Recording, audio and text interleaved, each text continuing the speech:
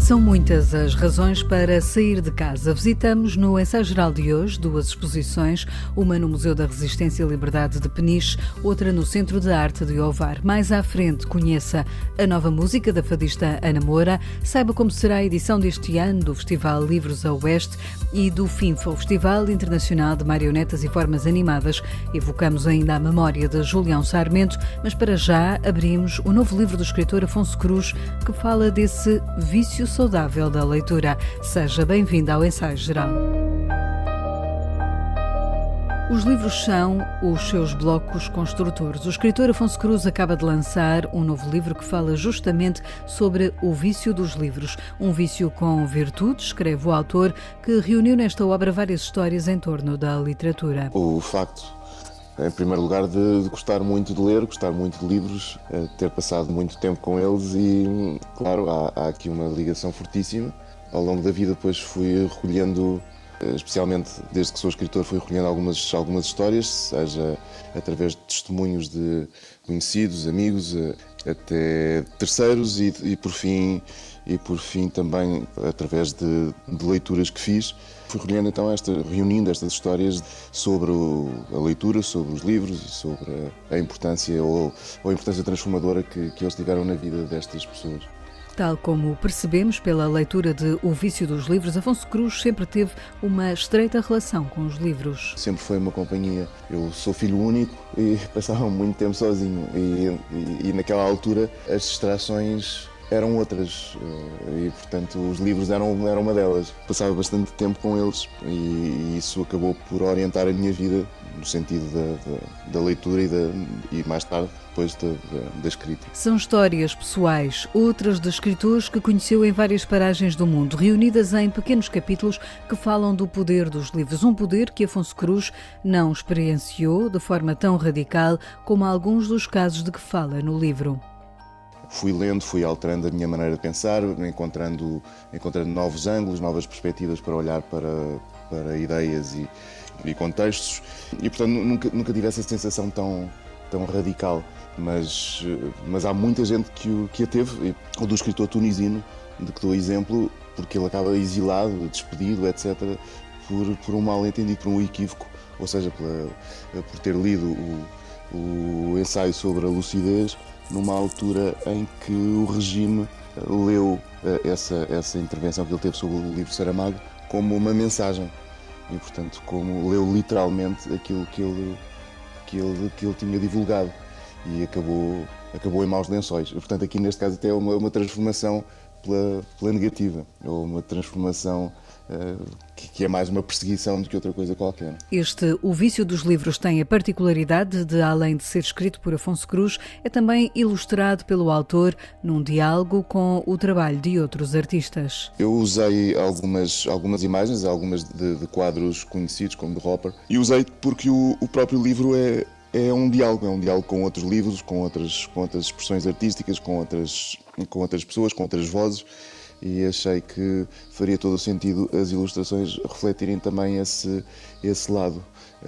Se o livro, na parte escrita, tem várias citações, eu acharia interessante que as ilustrações também as tivessem. Editado pela Companhia das Letras, O Vício dos Livros sai neste ano de pandemia, um ano em que Afonso Cruz ficou mais por casa, viajou menos do que o habitual e desfrutou mais do Alentejo onde vive e onde se ouvem os pássaros que marcam toda esta entrevista. Nos últimos tempos tenho viajado muitíssimo e às vezes desejo também descansar um pouco e passar uns tempos mais tranquilos. Claro que quando somos forçados a fazê-lo, nunca é bom, porque há aqui uma erosão da liberdade. E eu até sou um privilegiado, eu não me queixo de quase nada e passei por este período de pandemia mais ou menos bem. Não vivo num apartamento, vivo num monte, abro a porta de casa e estou no meio da natureza. Portanto, não estou confinado a um espaço muito reduzido. E claro, isso ajuda bastante. Por outro lado, eu gosto do isolamento, gosto de estar sozinho, ou então também não teria mudado para o campo. Não. E esta mudança foi para mim ótima. Eu não pondero sequer regressar à cidade. E por isso, apesar de não ter viajado, não correu mal. Afonso Cruz, o autor de O Vício dos Livros, uma obra que já pode encontrar nas livrarias, e se quiser ouvir o escritor, saiba onde o poderá fazer na próxima semana.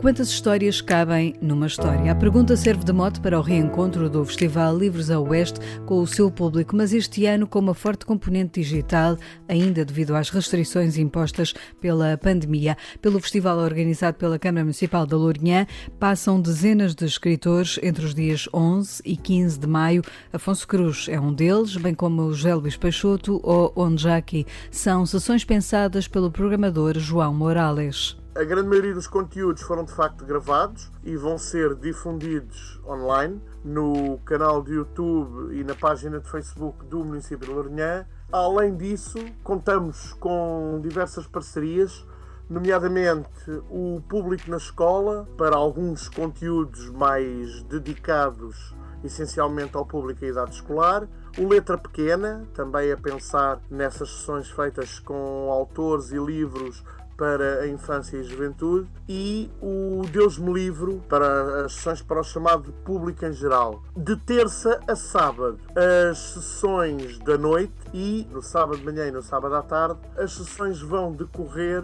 essas sim, em direto, com a presença física, digamos assim, dos intervenientes. Criado em 2012, o Festival Livros a Oeste já foi ganhando público também entre os alunos do concelho. Na edição deste ano, autores como Tânia Ganho, ou Ana Bárbara Pedrosa, ou Gonçalo M. Tavares e Patrícia Portela vão apresentar em troca direta os livros uns de outros. Alguém que escreve tem uma outra forma de entrar, digamos assim, num livro, não é? Quem está habituado a escrever e faz da escrita o seu cotidiano, de um ponto de vista ficcional ou analítico, acaba por ter um contacto com a oficina de escrita e com as costuras da forma de elaborar um livro, que lhe permite entrar, digamos assim, nesse livro e numa obra de outra forma, não é? De uma forma mais orgânica, muitas vezes. E é curioso perceber como é que as pessoas cujo trabalho nós conhecemos pela forma escrita lidam com o falar sobre os seus pares. É um formato que creio que pode ser apelativo. Há muito para ver e ouvir no cartaz de Livros a Oeste. João Morales deixa-lhe algumas sugestões que pode acompanhar. De terça a sexta-feira vamos contar com uma sessão à noite. Começamos logo na terça-feira com uma conversa que recebe por título Quantas Histórias Cabem numa História? E em que vão estar presentes o Ricardo Fonseca Mota, o Pedro Vieira e a Patrícia Portela.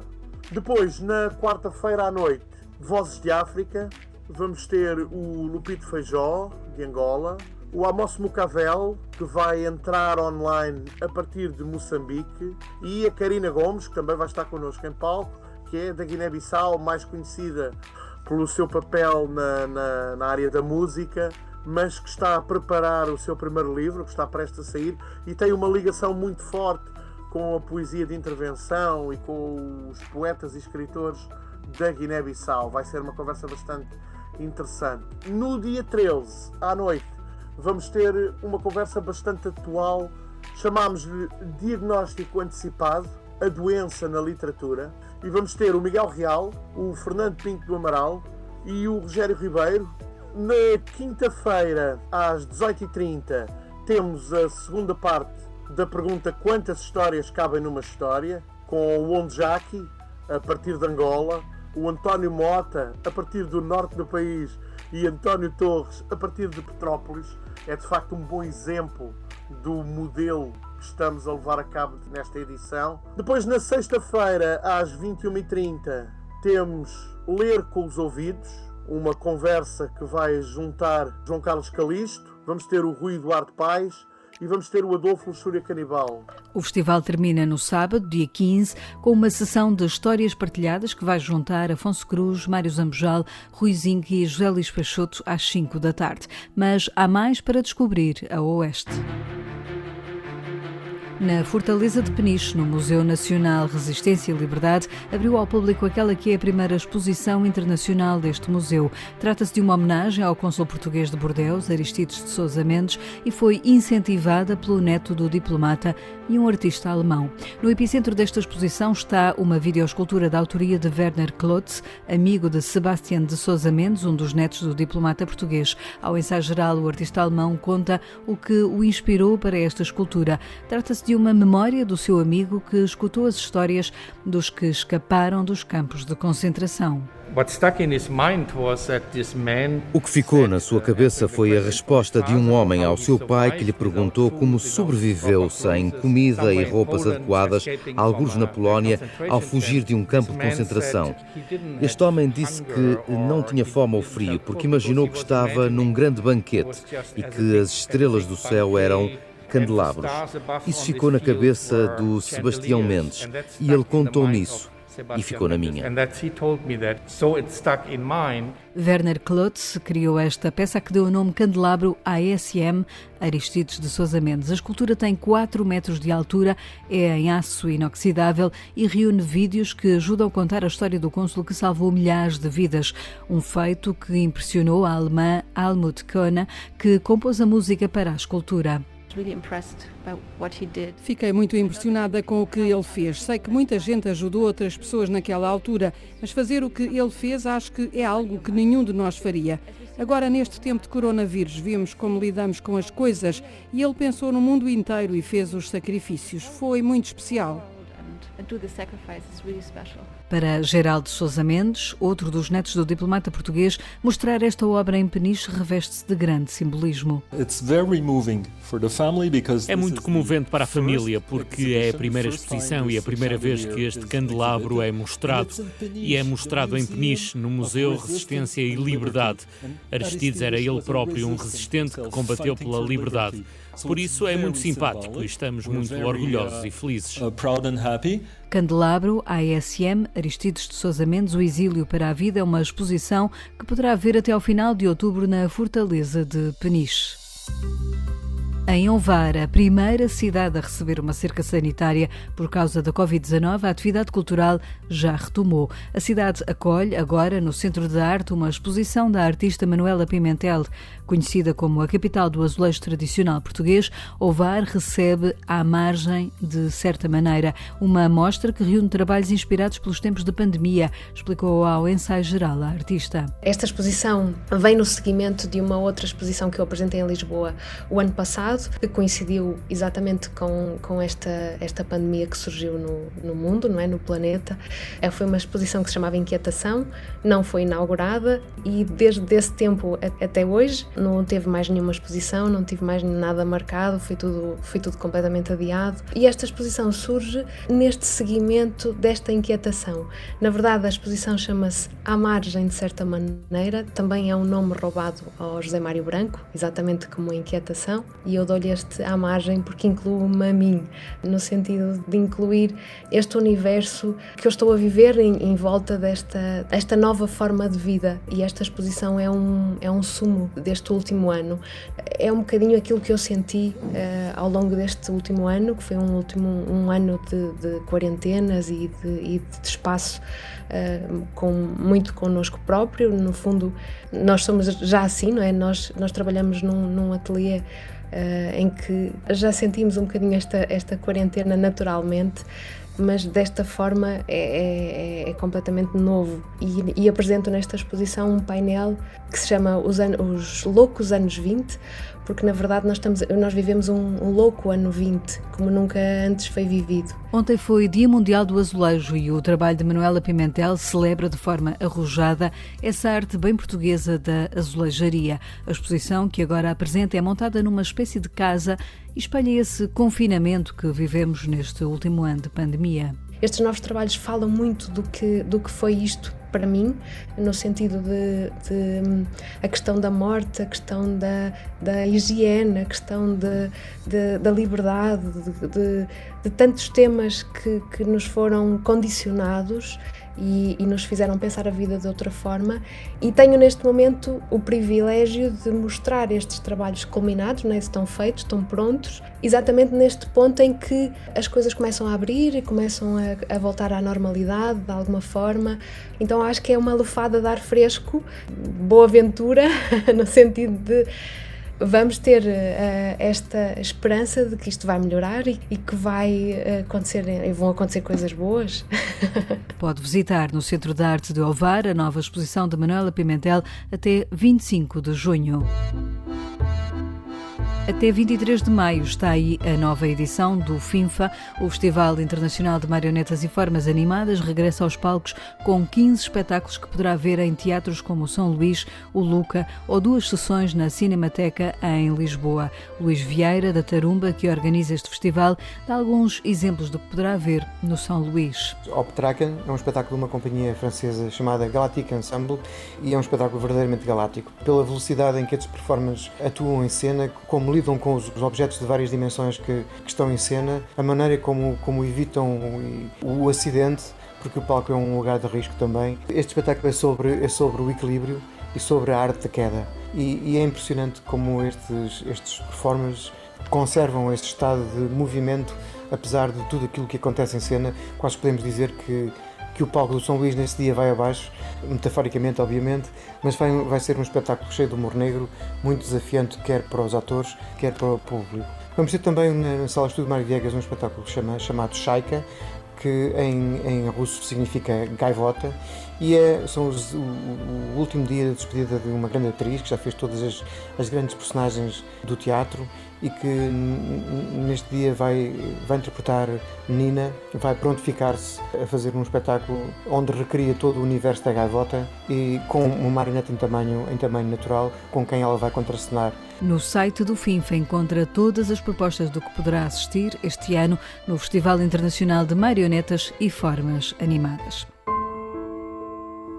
No Ensaio Geral recebemos agora Guilherme de Oliveira Martins, o colaborador semanal do Centro Nacional de Cultura, que nos evoca a memória de Julião Sarmento, o artista plástico que morreu esta semana aos 72 anos. Lembramo-nos bem das palavras de Julião Sarmento que esta semana nos deixou. Se não fosse artista, não sei o que seria. Morria de tédio, seguramente.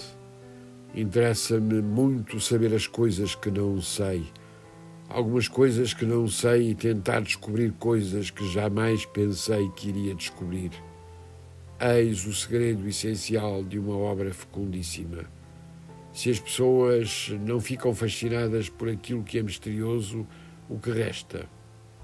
Com vários suportes, da fotografia ao vídeo, passando pela instalação, pela pintura e pela gravura, dedicou-se especialmente à representação humana associada ao desejo, à violência, à compulsividade. A influência da literatura, do cinema e dos aforismos ficou especialmente presente na sua obra. Trata-se de um artista que a cada passo aprendemos a descobrir. Afonso Cruz acaba de lançar na Companhia das Letras O Vício dos Livros, uma bela obra para quem não pode viver sem livros. Na biblioteca do faraó Ramsés II estava escrito por cima da porta de entrada Casa para a Terapia da Alma. É talvez o mais antigo mote para uma biblioteca. Os livros completam-nos e oferecem-nos múltiplas vidas. São pacientes e generosos e ler é uma maneira de nos escrevermos. Afonso Cruz, autor multifacetado, traz-nos relatos históricos e curiosidades literárias, reflexões e memórias. Há leitores que anotam os livros, que sublinham, que arrancam páginas, que os enrolam como se fossem revistas. Há leitores que dobram os cantos, como eu, mas esse é o gesto mais violento que imponho a um livro.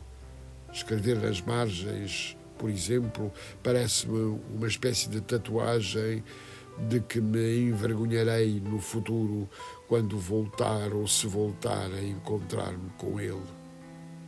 E termino falando de um livro de poemas de Luís Filipe Castro Mendes, Voltar, na Sírio e Alvim, e de uma revista, Colóquio Letras da Gulbenkian, sobre o tema momentoso Literatura e Ecologia.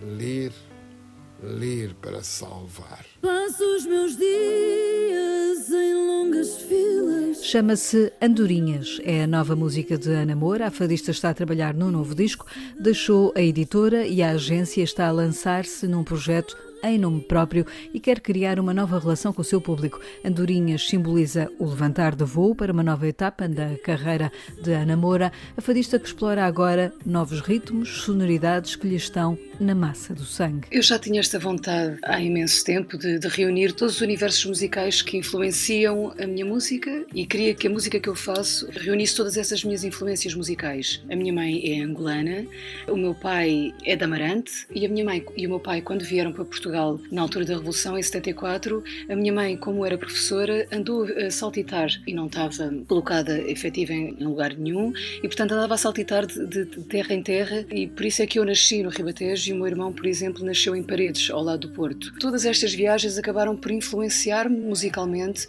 tanto vibro com o Malhão do Norte, como vibro com o fandango do Ribatejo, com o fado, com o semba, que é a música tradicional angolana e, portanto, eu tinha imensa vontade já há imenso tempo de reunir todas estas influências. Este renascer musical advém também da paragem que a pandemia impôs. Agora, Ana Moura quer ser ela a conduzir os destinos da sua carreira. Eu fui muito bem acompanhada durante estes anos, tanto pela minha editora como pela minha agência, como pelo meu manager, e nós concretizámos sonhos muito bonitos juntos. Sem eles, eu não os teria concretizado e foram momentos muito, muito bonitos mesmo. Mas eu comecei a sentir a necessidade de realizar sonhos. O mundo está em constante mudança, tenho estado atenta àquilo que a tecnologia nos proporciona. Estou a querer desbravar novos terrenos com a ajuda das novas tecnologias. E como é que o público pode contribuir para este novo caminho que Ana Moura quer explorar? Foi isso que lhe perguntámos. Nós estamos cada vez mais próximos do nosso público e eu sinto que eu posso fazê-lo sem intermediários, não é? Por exemplo, através das redes sociais, pelo Facebook ou pelo Instagram, podemos falar diretamente com o público que nos acompanha. O público não é só um consumidor. O público, hoje em dia, por exemplo, a fazer uma playlist e a escolher as minhas músicas, se tiver 1000 seguidores, eles fazem parte ativa da construção da minha carreira e isto é uma ideia que me agrada imenso. É muito bonito que sejam as pessoas que estão ligadas à minha música emocionalmente a serem, por exemplo, donas delas. Andorinhas é, por isso, uma música carregada de simbolismo. Este tema reúne as características a que me fizeram dar este passo enorme na minha vida, que é essencialmente a liberdade, a força e, portanto, a independência, não é? A letra desta música fala disso. Eu quero tirar os pés do chão, quero voar daqui para fora e ir embora de avião. Ou seja, e só voltar um dia, não é? Aquilo que eu sinto é que as pessoas precisam desta força também neste momento das suas vidas, por aquilo que estamos todos a passar, não é? É com Andorinhas que hoje fechamos o ensaio geral, que teve sonorização de Paulo Teixeira. Voltamos de hoje a 8 dias com novas sugestões. Vamos estar no Teatro Nacional Dona Maria II à conversa com as atrizes Teresa Coutinho e Cristina Carvalhal. Até lá, boa noite e bom fim de semana. Sobe encostas, faz apostas na sorte e não no azar.